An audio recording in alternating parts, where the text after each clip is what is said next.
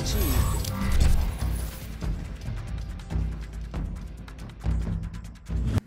Welcome back to Kamikaze Overdrive MMA Predictions. As always, I am your host, Scott Johnson, and on this episode of the show, we're looking at the upcoming UFC Fight Night 36 event, which will take place on February 15th, 2014 in Brazil. The main event, it'll be a middleweight bout between Lyoto, Machida, and Gegard, Mousasi, a matchup a lot of people have been looking forward to for a long time.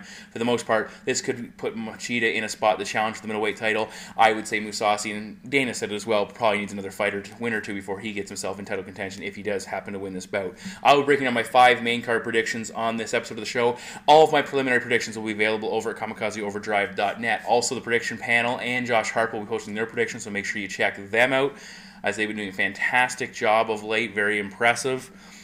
My bet packs, I'm coming off a 7-5 night UFC 169, and it's not a great night, 7-5. My best pick was underdog Nick Gatone to pull off the win in lackluster performance.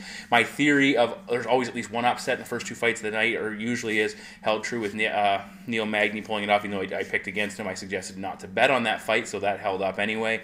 I could have easily been 8-4 had John McDessie been given the win he had deservedly taken, or 9-3 even had Jamie Varner been able to finish off Abel Trujillo despite having a couple bad spots in both the first and second round. Nonetheless, 7-5, not a great night, not a terrible night, but certainly I could have done a lot better. Either way, we're heading on to what should be a fairly entertaining Brazilian card with some pretty decent matchups, and I'm going to break them down for you now, kicking it off in the UFC's featherweight division. We kick things off in the UFC's featherweight division, a 16-4-0 with 1 no contest. Charles the Bronx Oliveira battles 9-3-0 Andy the Little Axe Ogle, in which should be a fairly entertaining scrap. Oliveira's coming off back-to-back losses, unfortunately, but his last fight was a very impressive performance against former lightweight champ Frank Gegard in top-ranked featherweight. He did put a pretty good effort out against a guy who was expected to steamroll him. And his losses overall in his career are against top competition, guys like Frank Gegard, Donald Cerrone, Jim Miller, and Cub Swanson. Ogle's 1-2 over his last 3 fights, with loss to Cole Miller in his last outing. Physically, Oliveira, a former lightweight, he's a lanky fighter with a 2-inch height and 4-inch reach advantage on Ogle, which should aid him in this matchup. The Brazilian's a BJJ black belt, 9 wins by submission. All 4 of his UFC wins have come by tap out. He averages 1.73 takedowns at 29%. He's never scored more than 2 takedowns in a fight, but in a lot of situations, he really doesn't need that many opportunities to finish once the fight does go to the mat. His long limbs make him very dangerous on the ground. He willingly will pull guard. He's a very creative submission fighter and really can do a lot of dangerous things on the mat. Look at some of the submissions he won by in the UFC. Anaconda choke, the only man to ever win in the octagon with a reverse calf slicer. Standing rear naked choke against Efrain Escudero, which was a very impressive debut fight, which I've called the upset in that one. Now, Ogle, he's very decent. He's decent on the ground. He has 3 wins by submission, and he also had, I think, 1 on the Ultimate Fighter at the very least. 1.67 takedowns at 26%. We saw him score takedowns against Cole Miller and Josh Crispy, but he was put on the defensive the instant those bouts hit the mat, at least early on. Against Crispy, he endured the early submission attempts, eventually took control of the position and took control of the fight as Crispy faded, which isn't surprising with the fluke. But against Miller, he was severely out-grappled in the first 2 rounds. He did mount a late rally in the 3rd round, but still the damage had been done and he lost the decision there. In my opinion, Ogle cannot afford to dance with the Bronx on the mat. The way Charles Oliveira is able to come up with submissions and sets things up and pull things off that people aren't anticipating or able to defend against, Ogle cannot afford to go to the floor with this guy. He needs to stay vertical, but that still might not even be the answer. Ogle does have decent pop in his hands. We saw him hurt Akira Corsani with a big overhand right. He averages 2.18 strikes landed per minute against 1.68 strikes absorbed, so he's getting a little bit better than his opponents as far as totals in the exchange rate is concerned. Now, De Bronx, he's a Muay Thai striker. This guy's a very active and very talented striker. He has some solid leg kicks, really can flip those knees in there as well. 3.39 strikes landed per minute, so he puts up some big numbers, but he also gets tagged at a high rate at 3.4 strikes absorbed per minute, and that'll have a lot to do with fighting Frank Gegard, who can put up a lot of strikes in a short period of time. Now Oliveira needs to focus on avoiding getting tagged with that big shot. Swanson dropped him, Cerrone KO'd him as well, and Edgar hurt him too, and there's some questions about De Bronx's durability, and if Ogle can tag him, he might be able to back him off or even finish him. Charles Oliveira, for me, offers way too much in both aspects, major aspects of this fight, both on the feet and on the mat. Andy Ogle's had trouble on the mat in his last 2 fights, but survived. He still lost the last bout, but nonetheless, I don't think that will happen here. So my prediction is Charles Oliveira to defeat Andy Ogle by submission. In the UFC's welterweight division, we have a matchup of a pair of fighters making their second appearance inside the octagon as Brazil's own Viscardi Andrade, 15-6-0, battles Sweden's Nico Musoke, 11-2-0 with one no contest. Now, looking at this bout, Andrade did have some good Ultimate Fighter experience fighting in Brazil, going 3-1 and losing in the semifinals in his tournament. Both guys had very quick UFC debuts. Andrade took out Bristol Morunde in a minute 36 via knockout, and Musoke finished off Alessio Jacare in a very entertaining bout, but it only took him 3 minutes and 7 seconds to eventually pull off the submission. I highly recommend going back and checking out that fight if you missed it the first time around. Now, the quality of debut certainly favors Musoke. He pulled off a big win, a big upset over a veteran fighter with a lot of solid wins under his belt. Now, Musoke, he's a natural welterweight, but he debuted on short notice at middleweight, which shows how talented the guy is. He will be the slightly taller man in this matchup. Now, Musoke, 4 wins by knockout, 5 wins by submission, and he's won 2 that have gone the distance. So he can win this fight in multiple ways. He's shown that, or at least in his career. Musoke, he comes from a grappling background as a BJJ purple belt with 4 wins by submission. So he is capable if the fight does go to the ground. We saw what he did against Jacare, which I'll talk about in a moment. He owns 2 very fast knockouts, 12 and 49 seconds, so he has some good pop in his hands. He also has some decent takedown defense if his opponent does look to take the fight to the ground, and that's probably going to be tested here. Good hands overall, good power, hard leg kicks when he starts to unload them. Now, in the Jacare fight, he was hurt early on with the right hand and stunned, and that's certainly a concern. But again, Jacare is a pretty sizable middleweight and puts some, can pack some punch. At the same time, he returned fire. He hit Jacare with the left hand. He showed nice pop and accuracy in his combinations, and that's something to keep in mind here. Now, he was getting the better of the exchanges overall against a pretty good striker in Alessio Jacare, and that's something that's very noteworthy. On the mat, he pulled off a beautiful armbar, which he caught during an elbow strike attempt against Alessio, and he put it away pretty quickly. He held his own in both top and bottom position against his opponent in that fight, but for my money, he needs to avoid spending too much time on his back or on the floor at all with Andrade. Viscardi Andrade, 5 wins by knockout, 6 wins by submission, and 6 decision wins, so he's has shown himself to be very well-rounded. He's a BJJ world champion. He's will attempt a lot of throw and trip takedowns if he gets the opportunity. Andrade, for me, on the feet, though, he's a little bit wild with the striking. He doesn't have the cleanest technique, and he seems to really push and force his punches and his kicks, which is something that a guy who's a little bit quicker and a little bit crisper, like Musoke, should be able to take advantage of. Now, he caught Bristol Morunde during exchange, hurt him, and eventually finished him just with some wild punches unloading on a guy who is relatively low level, probably not UFC quality. He should, for my money, the Brazilian should look to take this fight to the mat, and but to me, he seemed more than willing to stand with Morunde. I think that's going to cost him if he uses that approach in this fight. His wild striking will create openings for Musoke, and he'll be able to slip some counters in or just land his offensive onslaught in the holes left by Andrade's defensive striking. Musoke needs to avoid getting too aggressive and going forward, which could lead to getting taken down. But I expect he'll land the better quality shots. He'll land them more frequently, and he simply showed good power at middleweight, which should translate very well to welterweight. So my prediction, I think, is a little bit of an upset here as Nico Musoke defeats Viscardi Andrade by knockout. The third fight of the night is a fight that's been changed by injury, as once thought to be very promising, still could be, prospect Brazilian Erick Silva, 15-4-0 with 1 no contest, takes on late injury replacement Takenori Sato, 17-8. Now, coming into this bout, Sato is a late replacement, but he's taking this fight as a lot of people did not want to step up and face Erick Silva on short notice. Silva, overall, though, he's 3-3 in the UFC. He's coming off his first career knockout versus Dong Young Kim. Simply was way too aggressive and got caught in a very wild fight. Conversely, Sato, he's 8-0-2 in his last 10 fights. After a pretty up-and-down start to his career, he's put together a pretty solid run. Technically, he's the current Pancrase welterweight champion. He had 6 straight wins, 6 straight title defenses, won the title in 2009, so very impressive run against pretty good competition that organization has to offer. Sato, he's also a former middleweight, but he'll still be the smaller fighter in this matchup against, as most guys are, against Erick Silva, he's a very big man to fight at welterweight. The Japanese fighter has 6 wins by submission. He tends to favor arm attempts, looking at Kimura's arm bars and the key lock, and that seems to be his bread and butter. So if Silva's not careful when the fight does go to the ground, he could see something locked on his arm, which is a tough one to work your way out of. Sato comes from a judo background. He will attempt some throws, but again, he could struggle with the size and strength of his opponent to pull those throws off and find himself in some bad positions if he doesn't execute them. His striking is serviceable, but he's been knocked out 5 times in his career, which is a major red flag. especially taking a guy who has some dangerous striking power like Erick Silva. Silva now, he's a black belt in BJJ and Judo, which shows he's a very adept grappler. 9 wins by submission overall, including Jason High and Charlie Brenneman in the UFC, which is no small feat in either of those situations. As I said, great submission, strong transition game, very good back mount when he gets the position. He's very heavy on top as well. He held his own against John Fitch early in that fight, but he struggled with the grind, eventually faded. And he has done that earlier in his career too, so that's something to keep in mind. If Sato can endure the early onslaught and maybe push this fight into the deep waters, how will Erick Silva respond? He has a 65% takedown defense, but Fitch was able to put him on his back a couple of times, I think 6 times overall, if my memory serves me correctly. And what that tells me is that the right guy can put this dude on his backside should the opportunity present itself.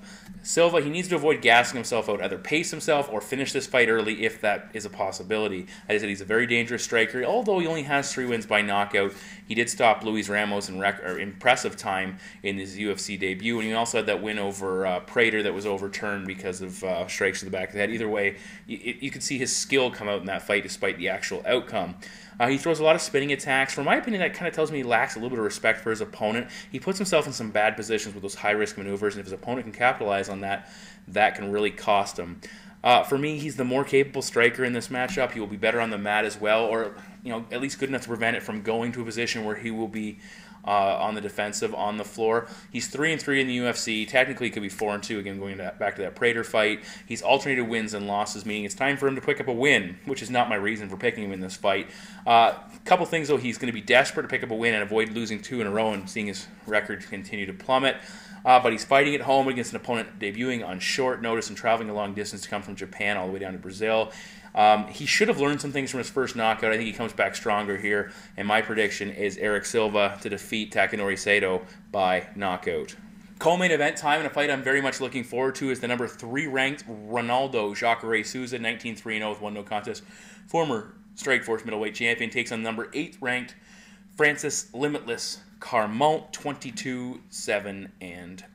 Now Carmont is 6-0 in the UFC. He's actually won 11 straight overall, which is pretty impressive because his record wasn't that impressive prior to this massive run. Jacare is 2-0 inside the octagon with 5 straight wins overall and 9-1 in his last 10. Physically, 2 inches of height and 4 inches of reach will favor Carmont in this matchup. Now look at Jacare. He's a BJJ black belt and Judo black belt, so again, very good in the grappling department. Arguably, he's the most dangerous submission fighter in MMA right now. I know there's some other guys you might compare him to, but for my money, Jacare is right there. I keep saying for my money. I guess that's the way it works, because I am a gambling man. 11 of 19 wins by submission overall. Chris Kamikaze, Ed Herman, Robbie Lawler, Matt Lindland, and a very young Alexander Storm Shlamenko early in his career are all people that have fallen victims to Jacare's submission prowess. 3.83 takedowns at 48%. So pretty solid wrestling numbers, pretty solid grappling numbers. Usually doesn't need many opportunities to finish this fight when the fight goes to the ground. He did land 5 takedowns against Luke Rockhold, but didn't do much with it. Went 0-3 against Tim Kennedy, so he struggled in that fight. But again, those fights, some time has passed, and he's clearly improved himself since those bouts. Against Chris Kamikaze, he landed a nice trip takedown. He attempted to throw but couldn't pull it off against a pretty big opponent in that matchup. In the Ed Herman fight, he landed a very nice level change where he quickly dropped, caught Herman coming forward and put him on his backside and eventually finished that fight. He's physically very strong. He's very aggressive as well. Excellent transitions. He works extremely well in the side guard position, and he really likes that Kimura, which we saw him put Herman away with. It can be a nasty submission with a guy with Jacare's capabilities pulling it off. Most opponents don't want to go to the mat with him. Tim Kennedy did pull off 2 takedowns, but again, Jacare's improved since that fight. Francis Carmont, though, he's a TriStar trained fighter, so he's been training with some very good grapplers. 10 wins by submission overall, 2 inside the UFC. He has good wrestling. 2.45 takedowns at 44%. He had a 5 takedown performance and showed heavy top control in his win over Costa Philippou in his last appearance. And he scored 12 takedowns overall in a 6 UFC fight. So he certainly uses a lot of grappling in his performances. He was taken down twice by Tom Lawler, and once by Carlos Vemela. And he struggled in the Lawler fight along the cage to keep him off. And he was put in some bad spots as well by Vemela and Magnus Sedenblad, and he has been submitted 3 times, which was a little bit ago in his career, but nonetheless, he's far from perfect on the mat. Now, the most success guys have had against Jacare, you go back to Luke Rockhold's title win and Tim Kennedy's very controversial title fight against Jacare as well. They forced Jacare to stand with him and trade, and that seemed to be the recipe there. But Jacare's striking has improved significantly. We saw him hurt both Chris Kamikaze and Yushin Okami on the feet. He really has a solid right hand that he can really pack a punch with and put his opponent in trouble. He also slips in a front kick, which, if it lands on the chin, it can do a lot of damage, and we saw it back at Herman up. Serious power if he can land. Opponents will hesitate to pull the trigger on the feet as well, simply because they're afraid of being taken down and having to go to his world. Now, Carmont does a nice job of limiting his opponents to 1.3 strikes per minute. He has some solid leg kicks of his own, brutal knees in close along the cage, and he has 6 knockouts overall. The question is he going to want to close that distance with Jacare? The reach and height advantage is favoring Carmont, and he needs to use those kicks and movement to maintain distance and really pick away at Souza in this bout. Carmont brings a physical edge combined with some wrestling and striking that Jacare really hasn't faced before, or at least faced in a while. He brings a lot of unknowns. Like, Okami's a very good fighter, but he didn't have the speed aspect that Carmont brings into this fight either. For me, Francis needs to avoid engaging Jacare on the mat, uses wrestling in reverse, sprawl it out, stay vertical. The lack of deep fight experience for Jacare is certainly concerning. His last couple of fights have ended relatively quickly. He's faced slower opponents than Herman and Kamikaze, which allowed him to look that much better on the feet and land those big shots. I think you're going to see Carmont really put an impressive performance together here. Striking hasn't been tested in prolonged fights. His chin is a question mark. We saw him get buzzed by Lawler. He has been KO'd twice. And I'm going to go on a little bit of a limb here. I think Francis Carmont's flying under the radar. I think he has a good skill set, and I think he has enough to nullify Jacare's grappling and do the job on the feet. So my prediction is Francis Carmont to defeat Jacare Souza by decision. Now in the main event of the evening, we're in the middleweight division in a much-anticipated matchup as the number 4 ranked Lyoto the Dragon Machida 24-0 battles Gegard Mousasi 34-3-2. Now coming into this bout, both guys are former light heavyweights and former champions, which is something to consider. Machida, former light heavyweight champion in the UFC, Mousasi, a former light heavyweight champion in Strikeforce. Now, a 10-month layoff coming into this bout for Mousasi, which is something to take into consideration after his debut and less than memorable debut against a late injury replacement. Machida, this will be his second time fighting at 185 pounds. The first time just 4 months ago where he demolished Mark Munoz. Mousasi, he's returning to middleweight for the first time since 2008 where he won the Dream middleweight title via upkick over fellow main card fighter Jacare Souza we just talked about. Now Mousasi, 1 loss in his last 23 fights, which was against King Mo and based on his wrestling. He also had that controversial draw against Keith Jardine back in Strikeforce as well. For Machida, he started his career 16-0, but he's 4-4 over his last 8 fights. He's had decisive losses against John Jones and Shogun, both putting him away, and very controversial defeats against Phil Davis and Rampage Jackson. Now Machida's a BJJ and judo black belt. Mousasi and a judo black belt. So these guys are very well versed in different grappling techniques, and they should be able to hold their own there. On the ground, Mousasi 11 wins by submission. He has been submitted twice in his career as well. Plus that Lawal decision was certainly showed some vulnerabilities in his mat game. 1.78 takedowns. He landed 4 against OSP, and he does a 52% takedown defense despite the Lawal performance. And Keith Jardine had 6 takedowns in his matchup, so he can be taken to the mat. And I don't know if it's a willingness to work off his back, but he certainly is vulnerable there if his opponent tends to focus on a wrestling approach. Machida, 1.62 takedowns, so he's not exactly the type of guy who's going to go out and floor you with his focus on wrestling. 79% takedown defense. It shows how tough this guy is to take down as a top-level NCAA Division I wrestler in Phil Davis. Went 2 for 10 overall in that matchup. Machida's hard to get a hold of first, and secondly, he's even harder to take down after you do get your hands on him. Now, surprisingly, though, both guys could look to score takedowns for some crucial points and clock control in a 5-round fight. Don't be shocked if this fight does go to the mat on a couple of occasions. Now, these guys are both quality strikers. We have a kickboxer in Mousasi against a karate fighter in Machida. Gegard, 18 wins by knockout, 3.81 strikes landed per minute, limits his opponents to 1.08 strikes absorbed, and that's really his bread and butter. He just simply outlands his opponents if he can't put them away. 72% striking defense, so his opponents are throwing and he's simply evading. Good combinations, very heavy kicking game. He has a nice solid jab to build off with the rest of his combinations. Now, for Machida, 8 wins by knockout. He also has 10 decisions, and many of those are striking-based victories that he simply was not able to put his opponent away with. But 5 of his last 7 wins have come by knockout. You've seen his power really develop. Mark Munoz, Ryan Bader, Randy Couture, Rashad Evans, Thiago Silva, those 5 guys he's put away. And that's an impressive number of fighters he's finished. Machida, coming from the karate background, he throws a variety of kicks, really likes that front kick, head kick KOs as well. Is something he can do. He throws that sideways stance, which is an interesting front to try and attack, versus Mousasi, who's much more square when he attacks and comes forward, more of a boxing approach. I think that's going to tend to favor Machida's. He'll have a bigger front to attack, while Mousasi won't have as much to target. Both guys, or at least Machida's been considered a point fighter, using an in and out approach, losing on feints and fakes, but I expect to see that of Mousasi as well. He looks for openings, Machida does, when he tries to attack and tries to make his strikes count. He likes to use those angles when he retreats, which makes him very difficult to attack and catch on the back end of a combination. But he was caught coming forward by Shogun, and we expect Mousasi to look for something like that, try and time him and catch him coming in. Machida 2.78 strikes landed per minute versus 1.39 strikes absorbed. So again, he's very good at limiting his opponents. He doesn't put up the massive numbers as we've seen. Mousasi has the edge in both categories there. Now Shogun had some success with leg kicks, and I expect to see Gegard and Mousasi attempt something similar, try and break Machida down with those leg kicks and use that similar game plan. For Lyoto, he's been focusing more on quality over quantity. I think that's going to favor him here. Mousasi's had success outlanding his opponents and limiting their offense, but that's not something Machida's going to be too concerned with. He's looking for those big opportunities to land and put his opponent away. The big thing is if you can't catch Machida, you still need to be aggressive. Walk him down, put pressure on him, tell the judges you're being the more aggressive fighter. That's not Mousasi's style. I think that's going to actually cost him here.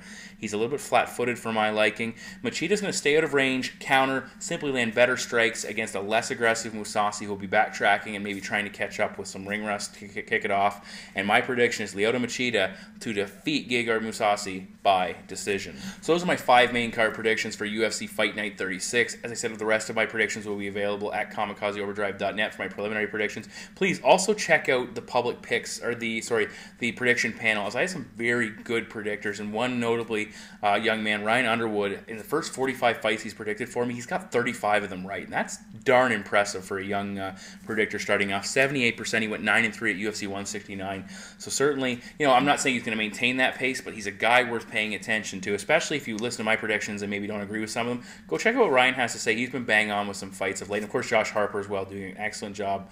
And has been with me for a long time. I appreciate, as always, you tuning in to listen to my show. We've got a lot of MMA ahead of us, so Kamikaze Overdrive MMA Predictions. I'll see you back here next time.